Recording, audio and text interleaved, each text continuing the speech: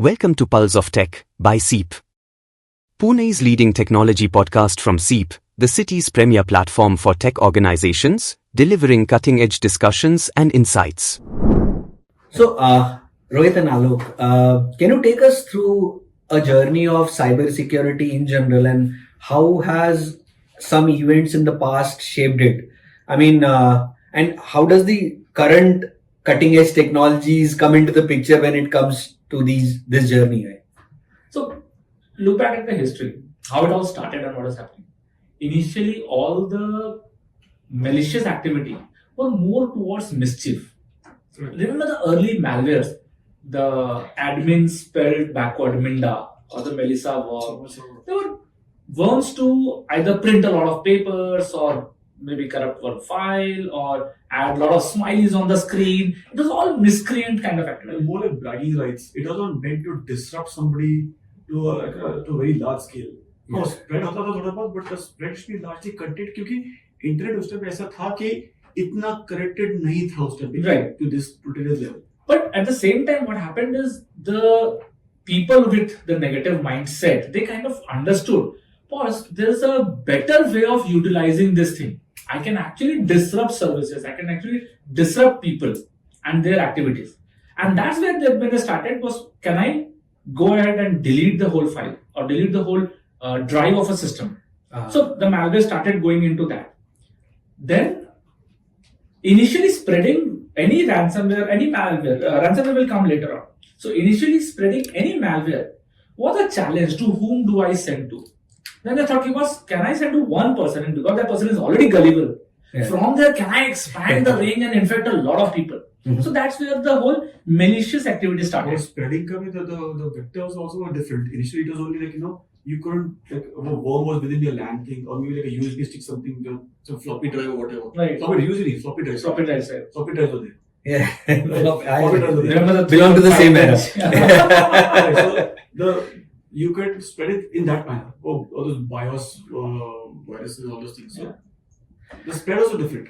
But then the attackers realized one thing: I can make money as well. And this is pre-cryptocurrency era I'm talking about. Mm-hmm. People think that 2008 the Bitcoin came in and cryptocurrencies started. There were hidden non-traceable currencies even before that. One, I can give you two popular names. One was Liberty Reserve at that point of time. One was web money. It was all kind of a hawala mechanism wherein the money can get transferred. Okay. So people realized I can make money by doing this. Like a ransom. I can do the crime. Then came the era of ransomware where I have a mechanism as an attacker to encrypt your file and later on decrypt by giving you a key. Structured. So I'm holding you. It's a proper business line. Think of it as a proper business line. The business evolved.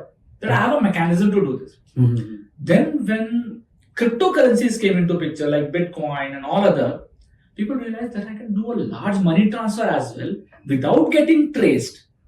This becomes interesting, and that's where the changes that's where the whole thing changed. What happened then? Now I will not attack everyone. Now I will attack the corporates, large companies, people who have money, so that I can take that money from it. Mm-hmm. That became an organized crime mechanism. Because focused on the ROI part, right? To attack an individual, you need to attack like hundreds of thousands of them to gain that kind of ROI and effort you spent on creating your infrastructure to attack people. Mm-hmm. It is much easier if you spend the same energy attacking an organization instead.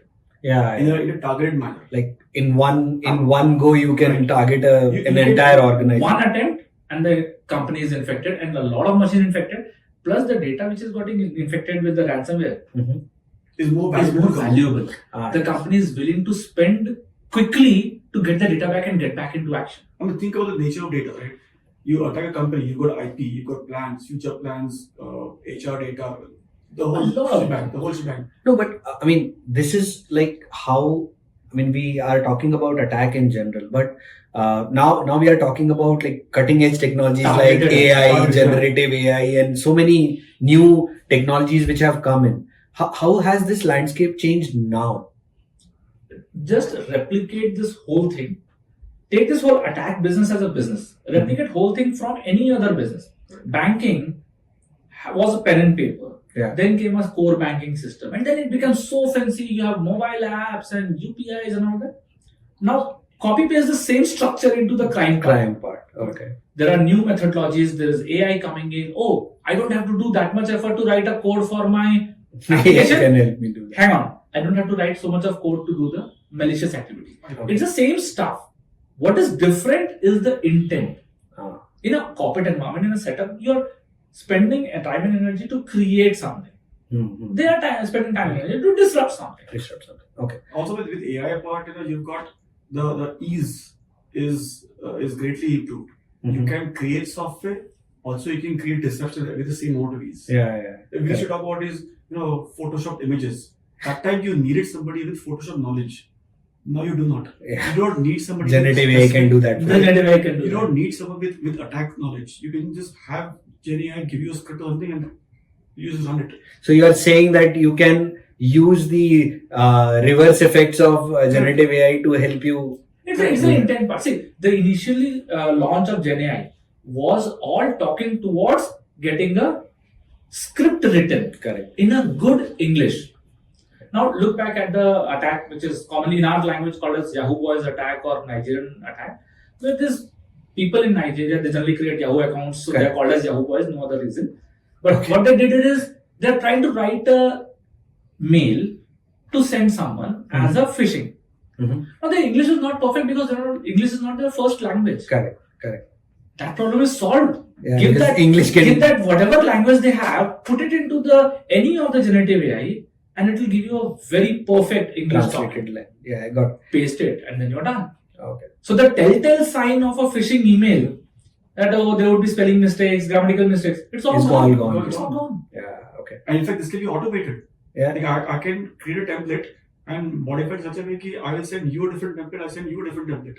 So you cannot copy paste the whole template and keep it as a signature. That if something comes like this, identify it as a no. So that can probably affect some filtering mechanisms or spam filtering mechanisms in your firewalls and email software. Okay. So can you elaborate on how specific steps for forming a cyber resilience framework for an organization are important, and how much attention a company should pay on building a framework like that? First of all, it should start at the governance level. Okay. I would say, because governance, your policies and processes should dictate how the company should go forward. The reason why I say policy is because if somebody says tomorrow, I started streaming some cricket match or movie in the organization, that is, you're using company resources to view streaming content, which is not exactly authorized behavior. But अगर policy नहीं होगी, तो अगर HR का बंदा कि आपके manager के बोलेगा, then he'll say ये कहाँ लिखा है? Okay. So this policy allows your organization to fight on your behalf to protect the company's assets. B, it prevents misuse at a governance level. So all this comes together and gives you a framework to operate upon within set boundaries. Okay. Like you can do this, you cannot do this. If you do any of this, these are the consequences you will face. Okay. It's like driving a car on the road, right? You can drive a car. City mein can you drive a car at 70 miles an hour? There will be consequences. Highway pay you can. So depending on the environment, your policy is to be robust enough to allow that flexibility. See, there is something called security, there's something called usability. You cannot have too much security where the usability is hampered, and you cannot allow that much usability where the security is hampered. Okay. Both ways has to work. And thanks for the feedback on that. But one more important thing, but when we are talking about a structured framework around it, the cost factor comes into the picture. So allocation of cost to that is also important. So how does that play a role there? So the whole structure started with governance, but then there are a lot of other steps which you have to do. Why governance is very important at that stage? Because if there are right policies and procedures in places, you can actually start saving on the cost. Okay. You don't have to spend too much on tech. If your processes are in right place, the team is understanding the process, everybody is following it, then you would have a better control and a lesser expense. See, there is an expense, but this is like cost of doing business. So a lot of companies would have a lot of fancy offices set up done. Why? So that the customer likes it. The Correct. people who are working there, they enjoy it. Mhm. People have security guards standing in front of the gate. A lot of controls there. Why? So that A, it is a demonstrable security, and second, it is giving a confidence to even your customers, even your other partners as well, and even the employees. The similar structure when you put it into security, think it as a cost of doing business. Mhm. Once you have the right tools, process, and technologies in place, it will give you a structured approach. Mishaps will happen less, and you will be saving in a long term. Or even the mishaps do happen, then we cannot say mishaps will not happen. They will happen Yeah. today or tomorrow. The impact of that mishap will be muted. So short term, you might be investing in the short term, but long term benefits It's will a be reaped out. beneficial of it. lot, correct. Okay. Plus, going ahead with different kind of a setup, we are seeing that there are different governance requirements coming up. Clients are asking for security. There's a governance layer coming in. Sometimes there's a privacy act coming up. Sometimes there's a new any governed industry like banking or fintech or any of those. Regulated industry. The regulators are asking more and more robust mechanisms. Okay. So it's like cost of doing So like business. different certifications which the Correct. companies have to take care of before they are doing something, or before they have to start a line of business. There are some certifications which they have to go through. Correct. It's similar to Correct. something So like the that. point being that these certifications basically allow your business to grow. Yeah. So security controls should be put in a manner that it allows your business to grow. It doesn't hamper your business growth. Okay. Got it. Right. Yeah. So if you are going to go into a new market and you have to adhere to, say, you enter the South African market Mhm. or some other, say, European, you have to adhere to some set of regulations. Correct. If you do not have that or have them partially, you have to put effort into that to make them comply with this market. Otherwise, you stand the risk of losing that market. Now, what is the bigger risk here? So that is where strategy comes into place. Let's take an example in that particular case. GDPR in Europe, which came in into a few years ago.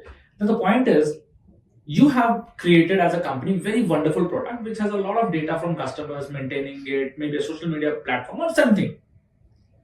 But you're not following the GDPR norms. Suddenly there's a norm which is requiring you to do the security, the encryption, the mechanism as per the standard. At this stage, you are not able to enter the European market because you're not following the process. You have created something, you have a good market, you're not able to enter the market because you're not security ready for that market. That would be one downside of it. But if the security mindset is there since beginning, or as soon as you get on the journey of security, very soon the whole structure will form that, okay, tomorrow may be another new standard, but at least we are at a stage, you're not starting from the scratch. No, so what you just said is making total sense. But what are your suggestions, or how do organizations can basically evaluate their cybersecurity posture? Okay. And So for that, just for evaluation purposes, there are so many frameworks available today. Mhm. You can adopt those frameworks. Say, for example, let's look at hardening your environment. There are CIS benchmarks available to harden literally every asset you can imagine today. It's Okay. available for free, Mhm. right? You don't have to go and spend money on that to buy those. You may have to spend money to implement those or hire resources to execute those processes. Then there are frameworks available for every industry. For financial industry, there are different frameworks. For healthcare, there is HIPAA revision there. For if you want to operate in European markets, you go GDPR, right? So similar frameworks are available. So you have to just adopt those frameworks. It's there. according to the business you are catering to, or the customer you are catering to. Right. So if you're in fintech or financial or NBFC or whatever, you have different sort of frameworks. So adopt those frameworks and take the journey slowly. Problem क्या होता है कि it is such a large framework. Just seeing that huge quantum, people get scared, and then like, oh no, we will not implement this. I'll give you an example there. A lot of company out, the SEAP member companies, they're in different SEZs. If you are bringing a hardware from outside, there's a rule, there's a mechanism. You have to get it bonded because you get a tax benefit on top of it, where that hardware can stay, where it cannot be taken out of the premises, all of those rules. Why are there rules of that kind? That rule is basically to help the companies grow, pay lesser taxes on that part, but use it for only that purpose. There's a structure to it. Same structure will come the moment you have any of the requirement or regulated industry. Like if you are into insurance. So IRDAI has their set of rules that if you are a company working in insurance domain, these are the set of rules. It is there. Now, think of the irony is companies feel, oh, because it is STPI requirement, SEC requirement, we have to do a lot of it, we have to take it very seriously. Security, we can take it later on. It's very, very similar. Security is always an afterthought.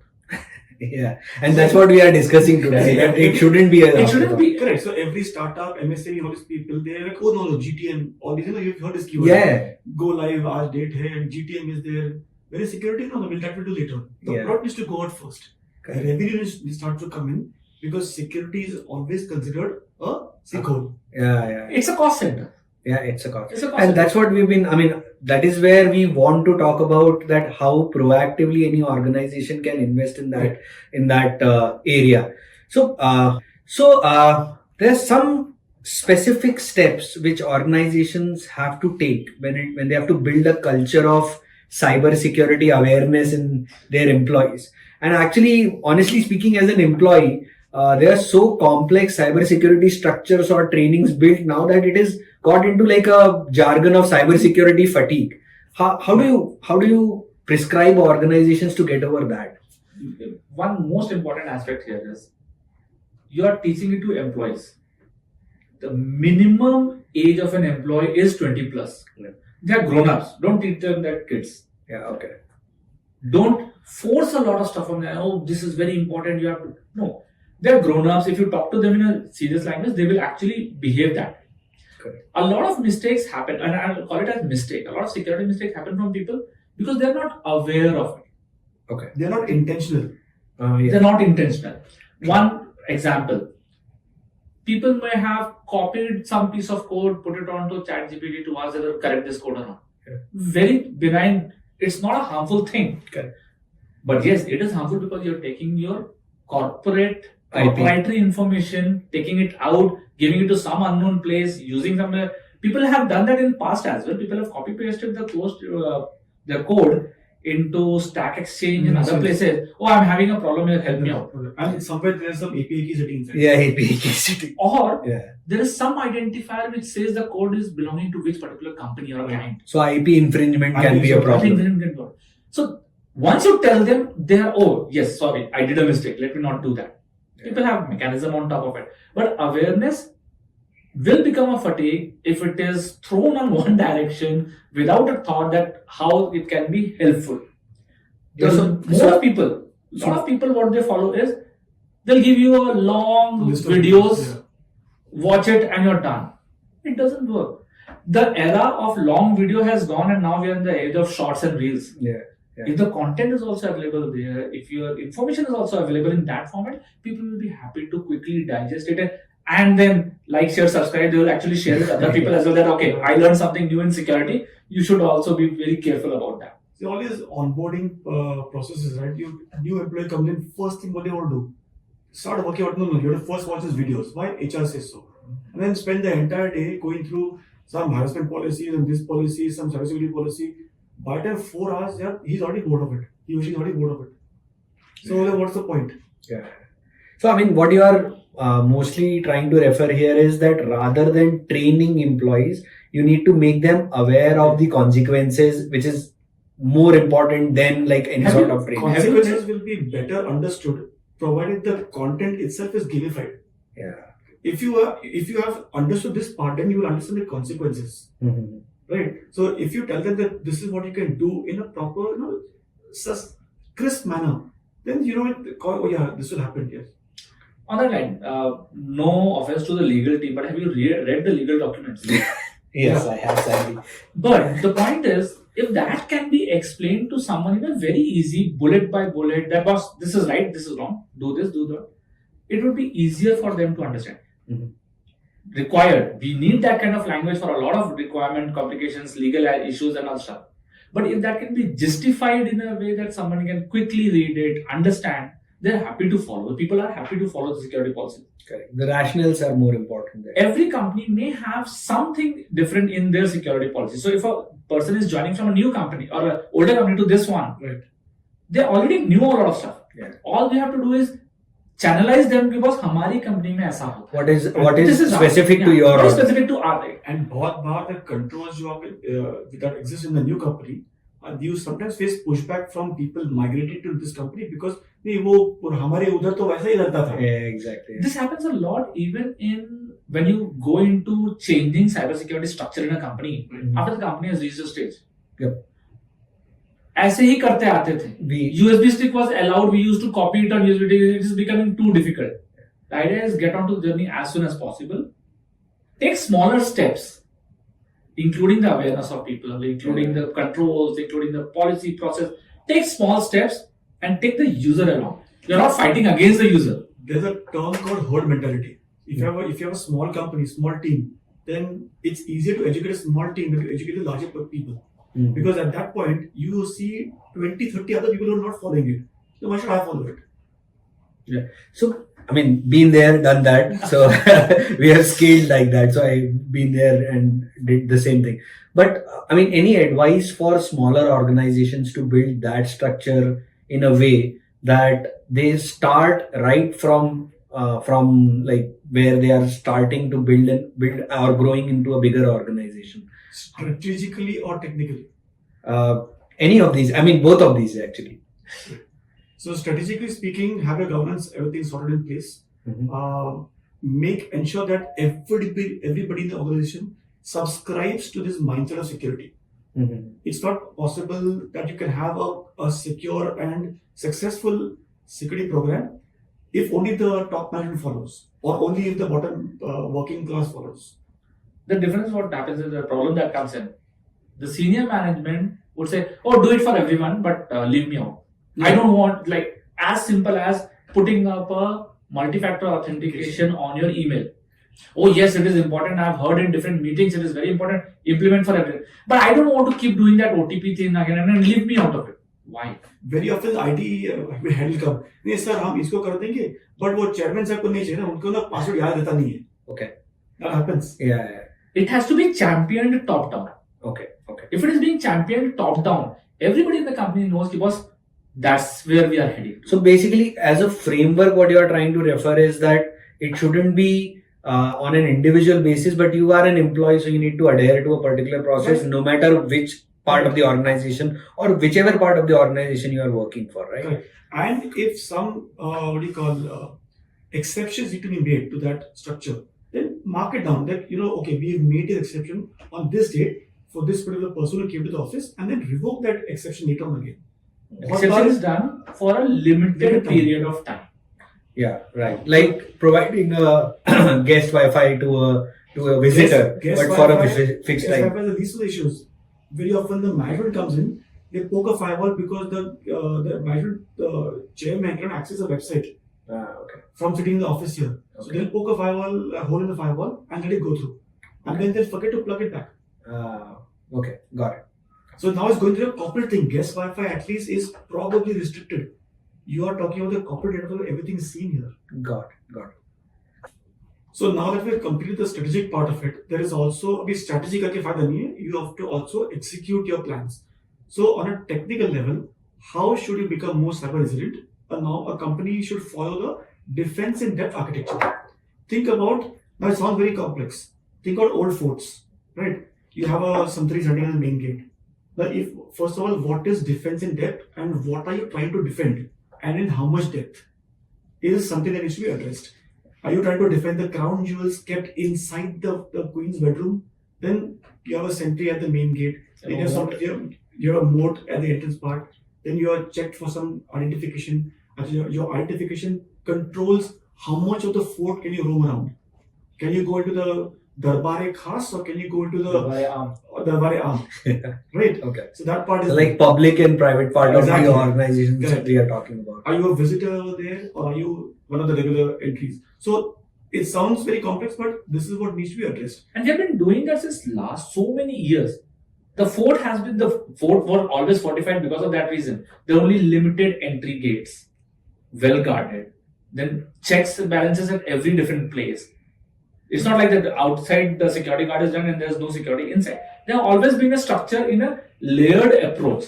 That's the layered approach we follow in cybersecurity as well. And everybody who is in cybersecurity will recommend that go for a layered mechanism. And what checks and balances is talking about is a the approval checker kind of Make a checker. make a checker concept. Somebody allows and somebody approves it. And I mean, when you're talking about this, like there are some effective cyber resilience technologies like SIEM and EDRs which are in place. So how much emphasis would you want to put on these areas when you are trying to cater a particular kind of business there?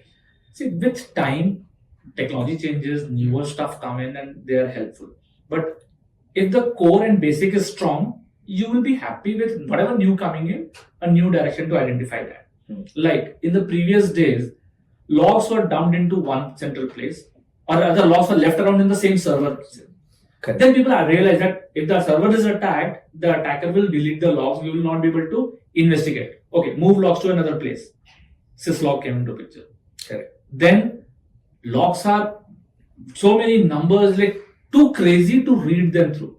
Okay. Let's have a SIM kind of a platform, SIEM coming in picture, that okay, it will collect the log, correlate the log, read it, help us understand, give me only the critical alerts, rest of the stuff will not be notified, so to say. So that log correlation talking about also involves stages before that, which is log collection. Collection. Log generation, log collection. There are so many devices sending logs. Not every device generates logs in the same manner. So when the logs are sent to the SIEM, they are probably structured or converted to a format the SIEM understands. Okay. Parcels will be created accordingly. And so what happens is, with time you are improving your security posture with new tools and technology. EDR is nothing but, if you have to go very, very ground level, EDR is nothing but antivirus plus. Okay. There were malwares, there were attack in a method, the antivirus was sufficient. The attackers have improved, so the defender have to improve. So the simple antivirus is not sufficient anymore. You have to go beyond. You have to go more threat intelligence based, internet connected, understanding protection mechanism, which is looking at the recent attack which is happening, learning from others' mistake, adding that solution into your system so that you are protected. The problem is people know this. Mm-hmm. People hear about this, or at least once in a while management hears this, oh, this is very important, we should have it. Fair enough. They sign the check. The deployment of it to the T is the most important. Okay. People would go ahead, oh, we have done it on all the endpoints. So out of my 1,000 people company, all the 1,000 users are protected. But we have not done it on the server because I'm not sure if it will work after installation of EDR or not. Will there be a problem or issue with that? Again, even in that, vendors do also come into role. Mm-hmm. There have been a large database vendor. They never said so. But the deployment engineer of that says, sir, on this server, you cannot have antivirus, otherwise things will not work. Because this guy is at a level, he has not understood it properly. And he said, you can't have antivirus. This is the problem that happens when you don't have core competency in cybersecurity. You have core competency with a product. Your aim, that engineer who comes here, his aim is not to improve your security. His aim, what he's getting paid for, is to install his company's product on your machine. And get it up and running, working. Right. And if they had, what they have learned in past, a few places they had installed additional security software. Because of that, some ports were blocked, some traffic was stopped, so the system is not working. They have an issue, close it off, don't have security. Okay. But somebody has to come into picture. All ports open. Okay. Right. All traffic coming inside. So this is what the engineer has figured out over time. Is that the right strategy, security standpoint? No. In that case, a customer has to stand up. Boss, I need security along with it. Don't give me only let it work. Give me also the protection where it is maintained. So EDR will come in, SIM will come in, a lot of such stuff will come in. These are all technology jargons. Yesterday, antivirus, today EDR, tomorrow would be something else as well. Okay. But if your mindset is right on that line, that okay, I want that protection to be done, to be deployed 100%, good coverage, then we are happy. Else, what will happen? The management has signed the check, product has been bought, not completely deployed, and an attack happens. The blame will go to the vendor. Yeah. Oh, we had your protection mechanism and we are still infected. No. Have you done it properly? Have you configured it So properly? implementation is more important than the kind of product you are trying to buy. Yes. One is the product selection, then is deployment, then is configuration, Yeah. and then fine tuning. Take an example. You have a guard out there. If guard is instructed, anybody coming in is allowed, anybody going out is allowed, what's the point of having a guard? That's a firewall. That's a firewall. Yeah. We have seen companies with a lot of people. The firewall rule says anybody from outside is allowed to connect to one of the server internally on any port, any server. Why? Oh, because it was needed. That IT guy who has configured it would not have understood the requirement or understood the right mechanism of solving it. So that means you have asked your guard to bring in everyone, allow everything coming in, going out. So, but now we've been talking about security guards and how this mechanism is implemented into your organization. We are remote now. 50% or more workforce, or maybe more than that in several organizations, along with in SEAP as well, maybe remote. How do these mechanisms play a role when we are talking about a remote working employee? Nothing changed. It changes. Okay. The point is, we had a perimeter habit that, okay, we will get inside the office and then everything is safe here. The moment we go out, it may or may not be safe. The perimeter has changed from a firewall router network setup to a user somewhere. Everybody is working on cloud these days. Yeah. So the data is already out. However tight security you have in your office premises, the data is already out. So the security also has to look at that aspect. Okay. Your new stuff with the EDR came in, the SIM came in. Now your cloud access security broker will come in, CASP. Correct. Or your cloud security posture management will come in, CSP. There are newer technologies coming in which will protect you from out. Correct. People who had done that pre-COVID time, the day they announced that it will be work from home, everybody picked up the laptop, went home, and everybody was working seamlessly. No change at all. Correct. Those who had done it earlier. So it's not like, oh, this is something new and we have to do a lot of changes. A lot of our customers as well who ask us, oh, suddenly work from home, what should I do? And ask people to pick up the laptop, go home and work. Yeah. Because the planning was that way that it can be. So we were location centric, data centric. Yeah. If your security is data centric, it is fine. If your security is location centric, that come to an office and then everything is secure here in office, then you will have this problem.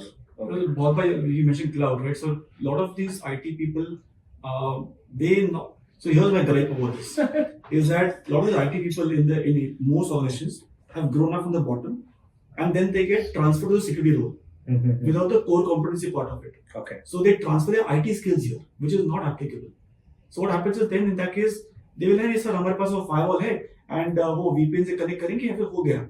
But if you connect from VPN, you can just download the file onto your desktop, shut the VPN off, and connect to another Wi-Fi network and transfer files. How does that matter? Work from home scenario. Let's take an example. Husband and wife both working in two different companies. Right. Both competing companies. Both have customers who are competing customers. Very well decorum maintained that once they come back home, they do not used to talk about their client and other details. Known. Right now, working from home, one wireless connection, one broadband, and both the company's data is going out from there. The problem can come in. Technically, a competition machine is part of your network. Correct. Because you're connected with the home devices as well. Yeah. If those things are thought through, it is easy to solve. It's not a rocket science. It's easy to solve. But people who are solving it have to understand the problem at that level. Okay. And your example, husband wife situation, दोनों बाहर है इधर तो, right? एक का laptop का one battery died. So, अरे give me your laptop. I want to check my email. Yeah. But boss sent something. I have to send an email out quickly. So now this person has logged into his competitors' machines with their email, and that email traffic is now flowing through the other company's firewall. Yeah. I have another very interesting example. Education went online. Yeah. Right? Yeah. Oh, yeah. People did not have too many computing devices at home to follow through, right? So kids' Teams account has to be, the school Teams account has to be installed. Now the situation is, your company has done a very good setup. Her company has done a very good setup. Yeah. School may not have so much of wherewithal and funds to do a very tight security. Correct. So Teams had to be installed. Maybe you went ahead, created another profile on the same laptop and then installed a Teams account on that. Once you log into Teams, there's one small checkbox which says allow administrator of this organization to control this device. And you're done. And it is tick marked already. Yeah. But what does this mean? First of all, what does this mean? Yeah. This means your company laptop is now Under the admin controlled of, by admin of the school Yeah. who may not be very qualified, you just very picked security it and went ahead. The checkbox You says don't have to tick it. It is by default ticked. You have to turn it off. you have to uncheck it. You have to uncheck it. Yeah. But now your company device is getting controlled by a school administrator. Got it. That's a big risk. Got it. So talking about the cloud approach which you were just referring to, in the past people used to think that if I'm on-prem, everything is fine. As soon as the cloud technologies came in, hell will break loose and everything will go haywire. And how do we ensure that moving from an on-prem solution to a cloud solution, we still have those measures in place? Then there was a second era as well, right? Oh, I will move now to cloud and everything will be safe because Yeah. Microsoft is running one cloud, AWS is running one cloud. They are super intelligent than me. They will take care of it. So that was the second era. Yeah. This is now Correct. third. There's a True. third era is coming in. This is because multi-cloud. There was I want to reduce something to on-prem, something Something to to- Google, something yeah, to AWS. totally. So we are Like a that- hybrid strategy of Hybrid. multi-cloud plus Multi-cloud on-prem. hybrid, Yeah, correct.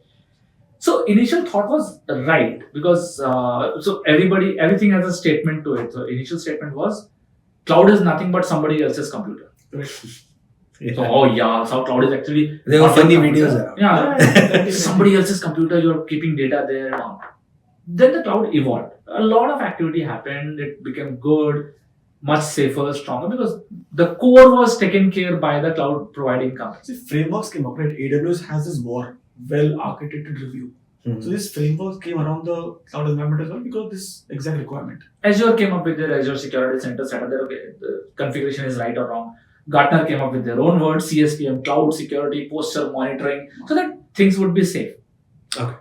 But the point is, going to cloud is not safe. Okay. Why? Because cloud believes in one formula. इतने पैसे में इतना ही मिलेगा. Yeah. Whatever you spend, you will get that. You have not opted for security, you will not get security. Okay. People feel that the moment I go to cloud, everything is secure. No. You have to go to cloud, but you have to configure again. Same old school example of our on-premise. You have to configure it right. So Correct. even in cloud, you have to configure it right. You have to configure the security controls. You have to make sure it is in the right shape, and you will get security. You treat your cloud environment exactly like your on-prem environment, where you will buy software or subscribe to platforms, you will purchase them, deploy them, and deploy 100%. Yeah. Right? And then you will configure them, and then you will fine-tune them. People forget these last two stages. Hmm. Like I'll buy a solution and we are done. Yeah. Done. It with is not a, security. it is not, वो क्या था वो? That ad, इसको लगाना like जिका. It's not that. Cloud is not like Jingalala. Yeah. So Okay. you have to configure it properly, and every time you start tightening it, you have to pay for it. Correct. Oh no, my cloud strategy is getting very costly, and yes, Yes. it will go. But if you copy paste the on-premise formula to cloud, it will get costly. What are the If you examples? go in a very right manner, you will go very right. I'll give you an IT part of the Yeah. problem, not the security part of the problem. There was an on-premise company. They bought servers. They had some 300 cores of CPU, 500 GB of RAM, and 2 TB of storage.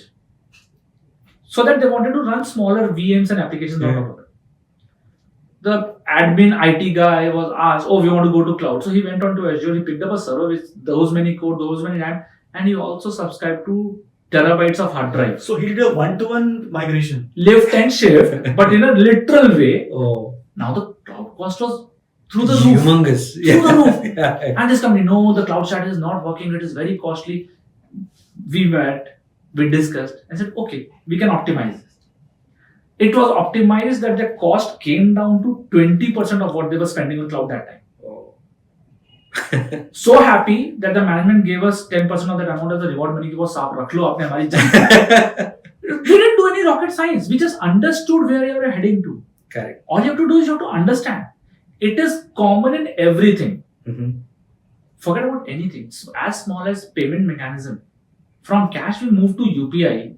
You have to understand how UPI works. Correct. OTP only when money is going out. No. Simple. Exactly. People are falling for that fraud. Yeah. You have to understand that tech. Correct. Similar on the cloud or anywhere. Even an on-premise setup. There's a long old story. I think 2016 in a conference. There's a unit in US intelligence called as Tailored Operation Access. Their work is actually to break into different networks and all the intelligence work they do. Mm-hmm. The head of that division stood in a conference and said, understand the equipment you are buying, how to configure it and how to use it right. Because if you do not, I know how to do it. I know how to use it. Correct. So if you're not understanding your tech properly, there are other people who know and they can break into it. Correct. And that's what the major cause of breaches, security issues. Things are not configured properly. Okay. Misconfiguration is one of the top 10 issues and has stayed there since a long time. It's not in top 10, top 5. Top 5 issues. Yeah. Okay. It's not that difficult actually. Many people forget or don't implement MFA across the board. Correct. Then accessing your servers, for example, is something like, take I'll RDP into it. How? Remotely from home. Correct. And then that server is breached. Got it. Configuration of the devices also goes in the same way. Remember the old saying RTFM? Oh. Refer to the fine manuals. Okay. People refer to the manual only when things break. Otherwise, I know do click idhar, and it is that's done. where the structured mechanism That's where the structure, where the procedure is coming in picture. If you are going live with a server, Windows server, these are the 20 things you have to do. Linux server, these are the 15 things you have to do. You have to make sure you have done it, get a check done, maker checker approval, and then the server can go live. So this goes back to the earlier part of the discussion where I mentioned about policies and procedures. Correct. If you have policies and procedures that are robust, not aggressive, but robust, then you will save on certain costs. So, why the title Cyber Resilience for your book? And how did that idea came into your mind? The bigger important part of the title is the bottom line, the punchline. It's a handbook for the business leaders. They get all the information as pink paper pad liya, in the Economic Times, Financial, the Express. Oh, something happened, one breach happened, or are we secure? Let's get a holistic approach. Mm-hmm. Do not just jump the guns looking at something. Oh, everybody is saying do EDR, I will also do EDR. Hang on. Have you done the basics here? Right. And this is a collection of frustration putting down into a book, not in the language at least. So what we did is, this is what we faced every day in our business. We speak to people, we make them understand. And then there are these questions which come out. So if you go through the table of content, there are all questions. Yeah. And we try to answer that. People say, oh, but I have IT team, they will take care of it. So it doesn't work that way. Yeah, And there are reasons of that. There's a definite gap we've noticed because a business leader, his or her job is not to understand security, which is technical. Their job is to run the company and ensure its bottom line stays good. Now on that front, if they don't understand cybersecurity, they will be breached. And at that time, they'll end up spending a lot more on their IT and security budget than they would have ever imagined. To avoid that situation, we are trying to explain certain things to them in a simple, straightforward manner where they feel comfortable understanding all these jargons and acronyms and all those things and why that money needs to be spent. Okay. You ask the questions as a EM. Tell that to the country head of a company or tell that to a MD of a company. Boss, don't give me that.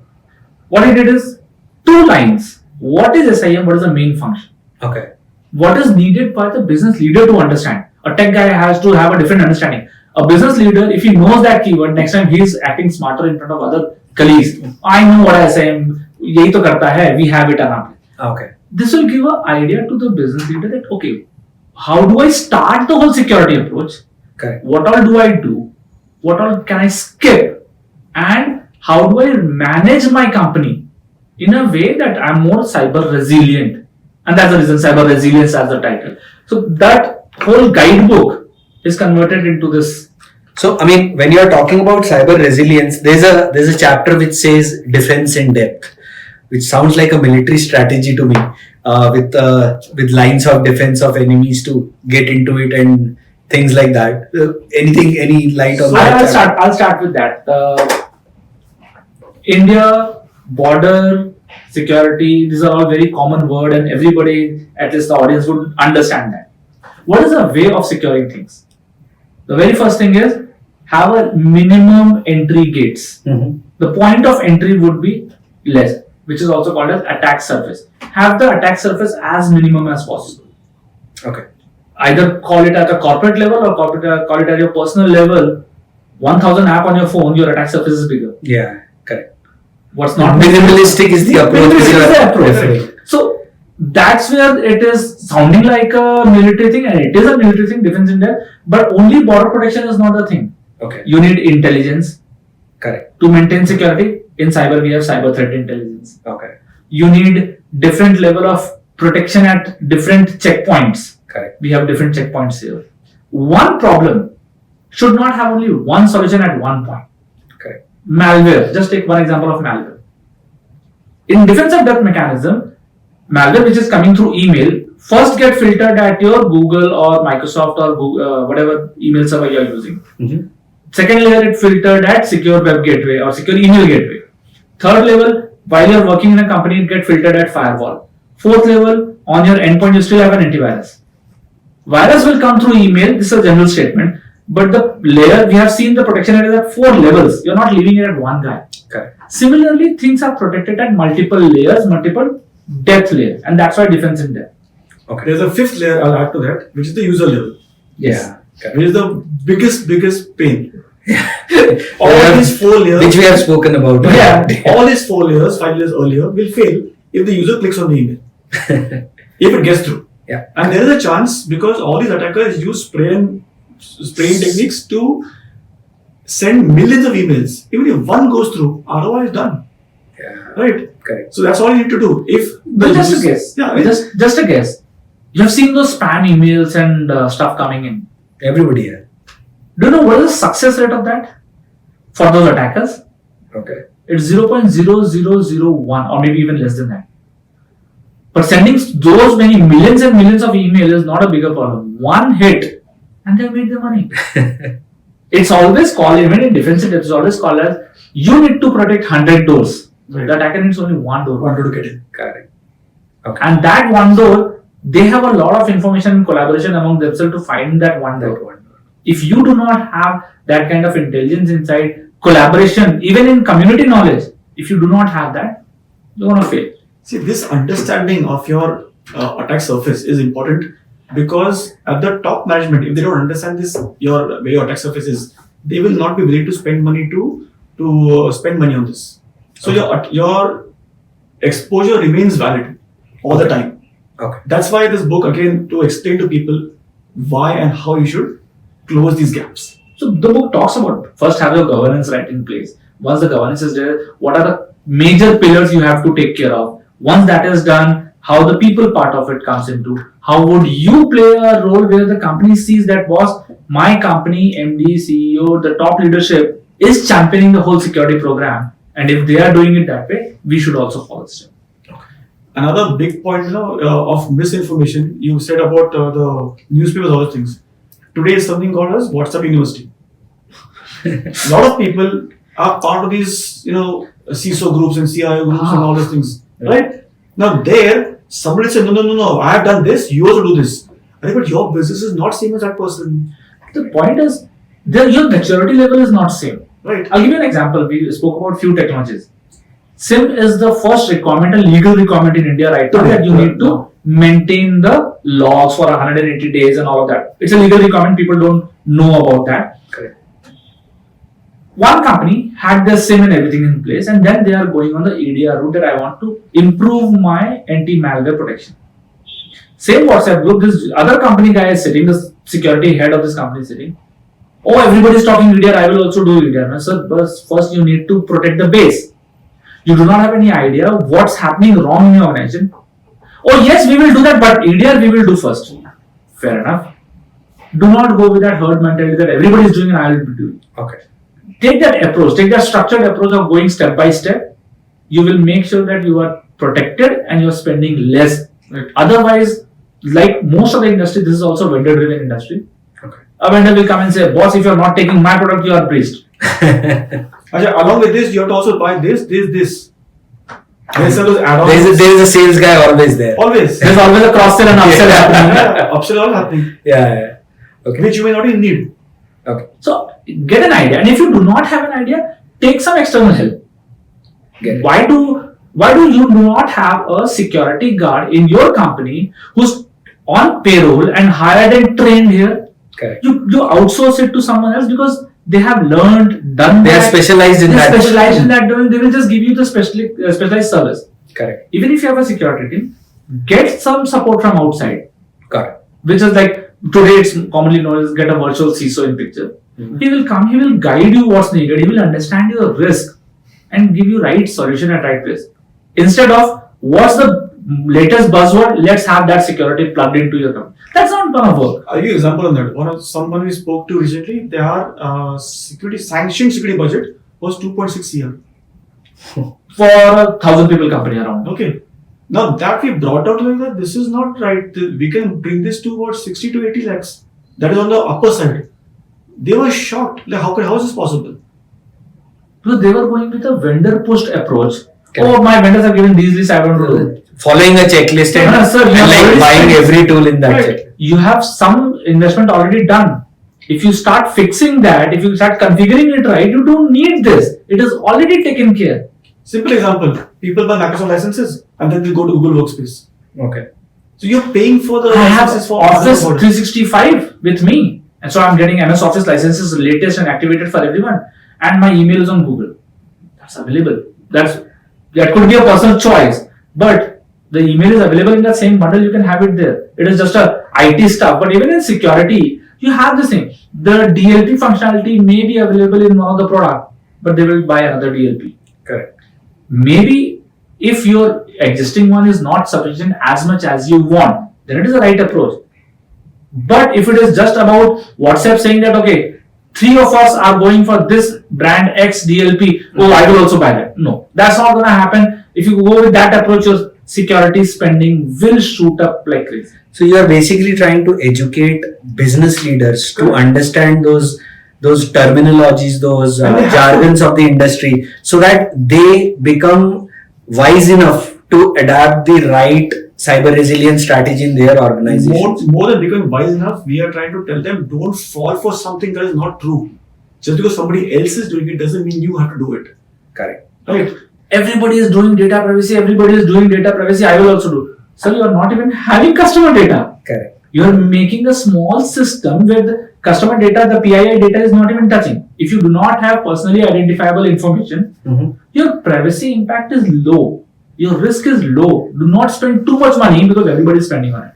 Okay. Oh, because minister is saying the DPDP Act is coming, the president has signed it, privacy, I will also do everything. You are a 10 people company. Just maintain the HR data properly. Okay. Your product is nowhere related to end user personal data. You don't have to worry so much. Got it. This is why, if you understand certain things, you can prevent duplication of expenses also. You may already have the functionality here, but you will buy another product that gives same functionality.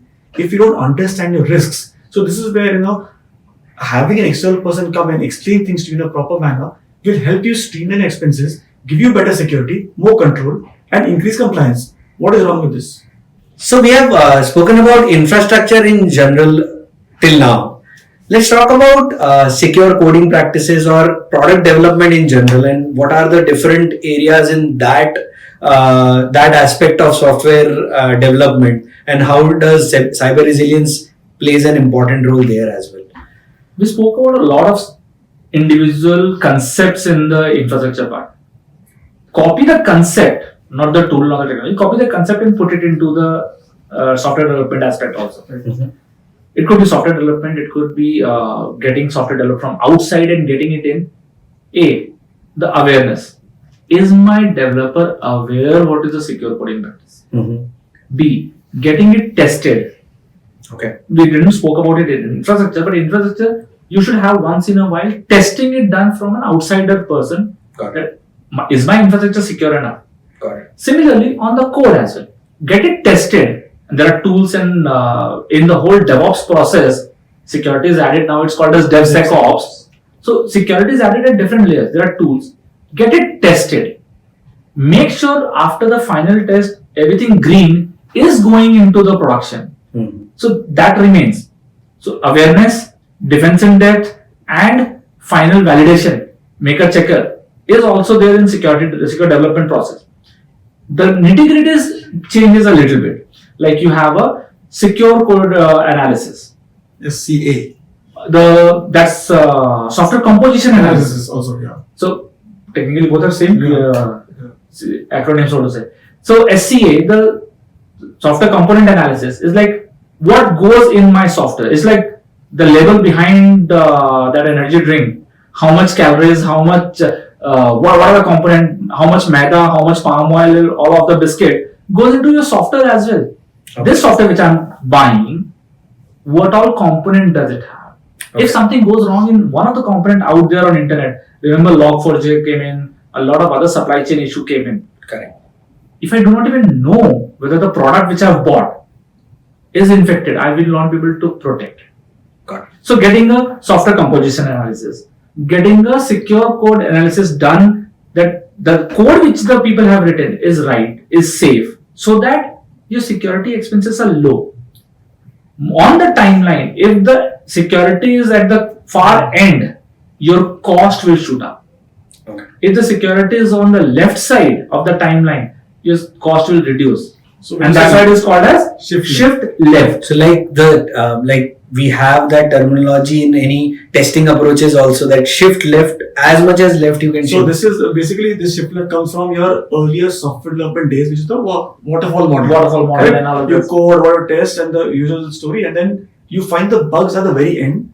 Then you create a ticket, zero ticket, whatever. It goes all the way back, and then again the regression. Exactly, this testing strategy should shift left. Exactly. So, if you are talking about testing strategy, just add one more word: security testing. Correct. Everything you do in a testing, just do it in security testing. Now, security testing for functionality, business requirements, and also for security vulnerabilities. Okay. Once you do at code level, your code would be going out in a safer manner. But you need to do a third-party assessment as well to see if the code has a business logic flaw in it. Got it. You gave a functionality, delete a file. If an attacker is able to twist that functionality and go and delete all file, then it is a problem. Where it's not checking whether if all file is allowed for the user or not. Mhm. Like privileges for a particular kind of. And this kind of thing have happened with a lot of people. Facebook had this issue long ago. One guy was able to delete a post posted by Mark Zuckerberg. And he demonstrated it, submitted the bug to them. They looked at it, they realized it is wrong, they fixed it, they gave him a reward. Yeah. That brings to another interesting part of the whole software development, which is responsible vulnerability disclosure process or program, which is mouthful. The easier RVDP, the mouthful one, the easier one is bug bounty. Yes. Bug bounty, people have heard about it. What happens is, you find a bug in my program, I will reward you with a bounty. The bounty could be a name on the website, a t-shirt, a mug, or cash reward, or any stuff. But that has a lot of prep behind it. So if you're asking the entire world to come attack you, you better be prepared. Got it. To solve it as fast as possible. Now this whole shift left thing, right? It is also very important to have this inculcated in the developer itself. That training is extremely important. What kind of attacks are there? What was the example that the gold story? The business logic issue. Business logic issue. I'll tell you a very interesting story. There is this website which sells gold online. Very reputed website. They have a mechanism that you go, you select gold which you want to buy. It will take you to a payment gateway, you pay, and you come back. Payment gateway sends you a flag that payment is received. You get a flag. Once it is validated, you ship the gold. Very right process, right? Attacker found a business logic flaw here. In the check, the website was not checking whether there is a same payment response or a different payment response. So the token that is generated was not validated like one time. Okay, this token is already being used, or we cannot use this token again. Payment gateway is response token. So what this attacker understood, the attacker replayed the same token again and again for a 2 gram gold, which is close to 11,000 rupees at that point of time. Replayed that again and again and again and again, and shipped close to 5 kg of gold. 28,000 requests were replayed. Oh. Now think of it. People are happy. Oh, we have done amazing sales today. Somebody in the shipping department raised Realized that why are we doing so many shipping? To just one. No, to different addresses. Okay. There was some, and the problem was unavailability of stock at that point of time. Okay. And they said, let's validate. Somebody's trigger came up and they said, let's validate. They went ahead to validate all, and they realized the response from a payment gateway was same in all of these. So pay 10,000, get 5 kg gold offer. It's a business logic flaw. You did not check whether the response coming back is same or not. So I mean, in on that front, it now brings us to a very important point that other than financial losses, there are reputational losses as well, which the think of this company's news going out in public, Right. and newspaper says this online gold selling jeweler had this mega cyber saying in their system and the attacker has done. Company's reputation is lost. People are not going to trust your website to come and buy anything again. So you may be an individual player having your own services on your website. What if you're a startup and you're trying to go IPO or you're trying to get acquired by somebody? What will happen to your valuation? The reputation will hit big time at a crucial junction, either IPO or M&A or any other exit, bigger investment. Suddenly something wrong happens there and the investment is back. Boss, we are not going to invest. Imagine people are investing in this company and then suddenly this news breaks out and everybody's value falls down. Okay. Now you have got negative vibes about this whole thing before you even launched anything. Financial loss, reputation loss, share price dipping down, Correct. your loss of possible investment, loss of possible customers, Regulatory compliance. If you're being bought over by a regulatory entity, the regulator will then issue a fine on this company. Correct. And this will then transfer to you ultimately in some manner. Correct. So the loss is not only a financial loss, the loss is in a multi-form. Correct. Not to mention somebody losing the jobs, which is Think of a GCC. The setup out there in the primary countries in a very well structured, and the GCC sitting out here may have some laxes there because the processes is not followed through. Yeah, there is a huge reputational loss just because the GCC didn't agree with the security standards or didn't follow the security standards of the global organization which is there. The newspaper will not say the India unit of that That would be a company's reputation. It is a company got breached. Correct. Okay. So you have a complete section which is dedicated to security keywords. Jargons.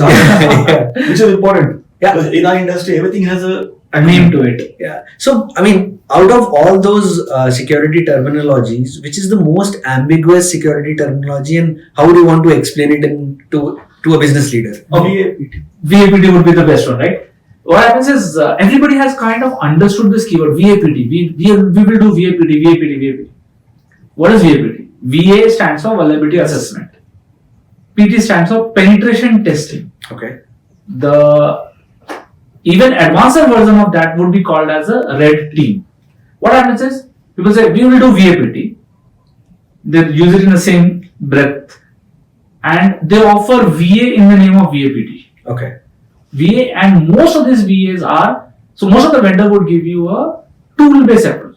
Run the whole website through a tool and find and send you Excel file, boss. These are the vulnerabilities you have to find.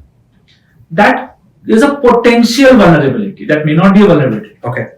The second stage to come to that is the penetration testing, where the person or attacker is actually, or rather the security researcher is actually trying to break. I say that this is vulnerable. Let me show you how to do it. Okay.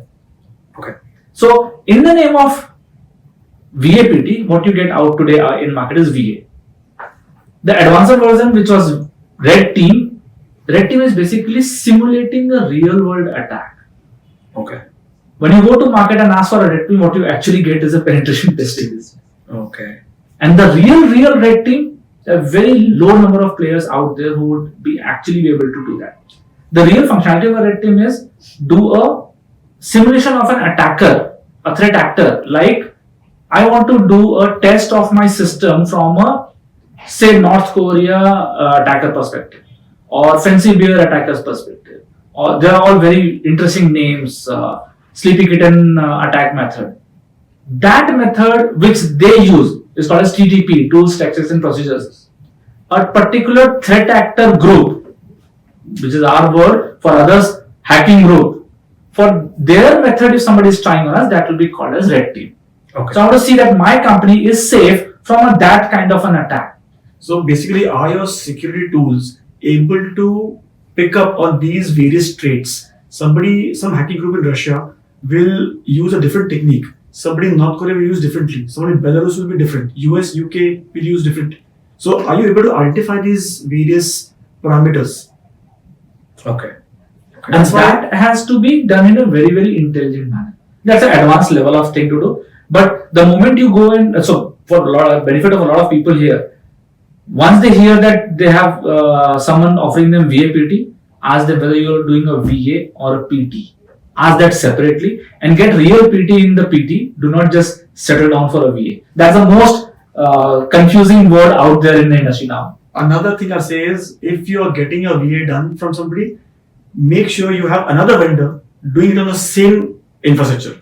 Why? Because it's very possible that because of this tool-based approach and these VA companies trying to desperately, send across the services and make money on this thing, the output is not that industry standard. So what happens is then you use second vendor, tell both the vendors you're competing. Okay. And if this person finds more vulnerabilities than this person, then why is this gap here? The probability of renewing of contract becomes low, so they put more effort and right effort there. Okay. So this is like an added incentive for them to actually perform. Not just to give a tool base, here's a report. Nobody is going to attack us is a common statement. Correct. So do you want to talk about some real world examples of this and maybe some final thoughts on how people or how business leaders can get away from this sentiment? That's the first chapter of the book. The book starts with this notion that nobody's going to attack us. Yeah. People feel that, nobody's going to attack us. I'm too big and I have everything, nobody's going to attack us. Or I'm too small, what do I have which people will attack and take from me? Nobody's going to attack us. And the IT department thinks, sir, I have antivirus, I have firewall, we are good. Nobody's going to attack us. So that's a common mindset. But that has been proved wrong so many times. One example, a recent one, manufacturing company. They're like, what do we have? We don't have anything. It's your client data, your data in your SAP, your prices, your quotations.